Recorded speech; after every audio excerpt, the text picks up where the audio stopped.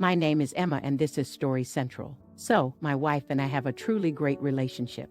I think we have argued all of twice since we have been together, 6 years. She is so doting, loving and understanding about literally everything that comes her way. Her positivity has dragged me out of dark places more times than I can count, and her love for me never faltered. To say she is so far out of my league in a sense of physical attractiveness would be an understatement. I'm a chubby, nerdy guitar nut and she, an insanely beautiful, driven, talented artist, author. We got Lila 2 years ago, after being told that my wife wasn't able to have babies. It took a lot out of my wife. So we got a puppy and eventually, my wife's depression subsided and things went back to normal. She was in therapy too. But by some miracle, she got pregnant. Before my wife even found out she was pregnant, Lila started acting really weird. Lila prefers me and always has, and I think she sensed that my wife was pregnant because every time my wife even so much as talks to or looks at me, Lila is at my feet whining, and if I pick her up, it seems like she is glaring at my wife. If my wife walks into the room, Lila bolts away from her and tries jumping in my arms. But what really pushed it to the edge was my wife and I were snuggling a few nights ago and Lila started excessive whining. She then jumped up on the bed, weaseled between us and nipped my wife's nose. I spoke to some behavioral specialists over the phone and they believe it may be a case of the dog sensing the pregnancy and becoming territorial, protecting me. It would make sense. My wife can't even touch me without Lila freaking out. She no longer listens. She is constantly underfoot, whining and trying to jump in my arms. If my wife walks up near me, Lila darts between us and trips up my wife, and it seems to be on purpose because after she trips her up, Lila will jump on me while wagging her tail a million miles a minute with a smile on her face. It's taking a toll on my wife, though she would never admit to it. She has pretty much stopped interacting. She is quite a lot, and whenever Lila starts whining now, my wife simply walks out of the room and Lila immediately stops. She has been spending her time in the living room and hardly ever with me. Whenever Lila whines or gets weird, my wife's eyes just drop to the floor and she sulks off. So, I asked my family to take my dog. If they want her, they love her and she would still be close by so I can see her. All of them lost their shot on me, saying that I'm just replacing the dog with a baby. They don't believe what's going on in the house and have even accused my wife of causing problems simply because she has no use for the dog anymore now that she's knocked up. I'm standing firm though. Either they take her or I need to rehome for the sake of my growing family. Am I an idiot? You're an idiot. Once you get a dog, that dog belongs to you. And if you can't control your dog, it's your own fault. That dog will be killed in a shelter and you know it. Not an idiot. The nip on the face would be the no-go line for me. There's no crime in rehoming a dog. I got my dog as the result of another family not being able to handle him and everyone is so much happier. Not an idiot. But there are a couple of things you need to do. 1, you need to tell your wife that you are going to rehome Lila for her safety. If she's too nice to tell you she doesn't feel safe in her own home, you need to tell her, clearly, that her safety is your priority. 2, you need to tell your family that their distrust of the events you've seen with your own eyes is unacceptable. And that if they want to be part of your growing family, they need to adjust their nasty attitude about your wife. Not an idiot. Dog aggression is definitely bad. And how would they feel if the dog attacked your baby? Literally, she tried to bite your wife. Support your wife. The family will get over it. I wouldn't bother giving them the opportunity to adopt her because they seem the type to bring the dog around later in an I told you so type of way. Just unnecessary. Now for the next story. A few years ago, I met the love of my life. We had a mutual friend who introduced us. We went to different schools. Within 4 months we were dating. He was very loving, caring, and gave me cute little gifts. I'm telling you all of this because it is very hard to doubt a man like that.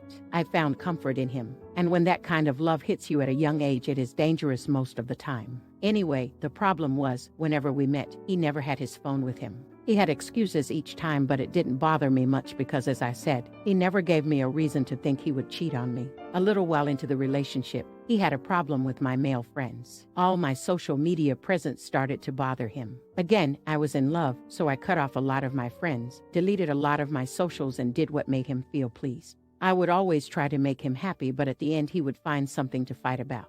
After a few months, he started to ghost me and it hurt. It felt like a sudden drug withdrawal. I demanded to see his phone at that point, and there were multiple chats with other girls. One particular girl was even dating him. Now, when I tell you that I was devastated, I really was. I was physically ill. I couldn't leave my bed without support. He asked for a chance to explain himself, and I gave it to him. He told me that the messages weren't sent by him but by his friends. Apparently his friends had his social media accounts and they were just having a little fun. It made zero sense. The girl was literally reacting to his stories and sent him very long messages on his birthday. I wanted to think this through, but I couldn't. He got his friends involved and they all told me I didn't love my boyfriend because they were all confessing everything and that he was innocent, but I still didn't believe him. Even if he was innocent, this was a big deal. I had gone through all the messages and he was telling her everything about himself, the places he went, the things he did. I told him I needed some time apart to think, but he threatened me that he would kill himself if I didn't forgive him. I was scared and all his friends pressured me to forgive him, so I did. We were back together. Now that the drama was over, I had a lot of time to think. If I would ask him any questions, he would simply say he didn't know. How do you not know? He started to get irritated whenever I tried to bring up the topic. He would act like nothing had happened and we were a happy couple from the beginning. All he had to say was, "I have promised to never hurt you again, which I will keep." I have no explanations for whatever happened, but I can assure you that I was never talking to any girl. It was a stupid mistake which I wasn't even a part of. I realize you feel hurt, but it makes me feel terrible when you try to accuse me of something I did not do. There was never a logical discussion, only emotional manipulation. The only thing he would tell me is that I needed to trust him. We did not need to discuss it further, and that he swore upon his life that he was innocent. Day by day, I became very bitter. I started to give him the same attitude he used to give me. I controlled all his social media, and I would throw tantrums about every single thing. I started to treat him the way he had treated me in the past. It hurt being like that, but a part of me felt very satisfied seeing him so miserable. I would tell him to his face that I hated him and that I was still with him because I wanted revenge and not because I was worried he would kill himself. This was not true, but I liked the look on his face whenever I said that. I would threaten to break up with him. KMS whenever we got into huge fights. This continued for months before I realized how freaked up I was. I started to have emotional outbursts. Anger outbursts, anxiety, breakdowns, and panic attacks. My whole personality had changed. A part of me was not ready to let it go just yet, so I continued to make his life hell.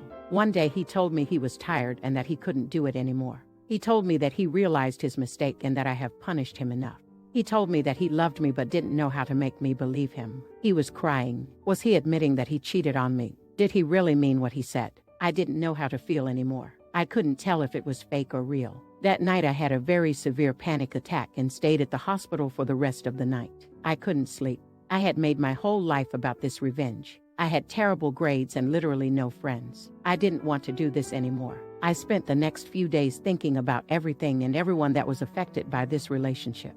I couldn't spend the rest of my life like this, right? Miserable, no hobby, friends, or anything. So I decided that it was finally time to let it go and work on my life, which was already in shambles. I apologized, broke up with him, and left. This was months ago. I am not in a position to defend my actions, but all I can say is that I am very sorry for finding peace in someone's suffering regardless of what they had done to me. My best friend had betrayed me. I came from a shitty household and had no real life. I realized that it was not just revenge. I used to dump all the frustration about my life upon him. No, I'm not justifying my terrible behavior. I just want to let go of this feeling of guilt. Life has been very hard and it's just tough to start over with the very little amount of things left. Now for the next story. Am I an idiot for telling my sister her baby's name is freaking stupid? I, female 21, found out not too long ago that my sister, B, female 36, is pregnant after a long struggle with infertility, and I'm pumped and can't wait to be an aunt.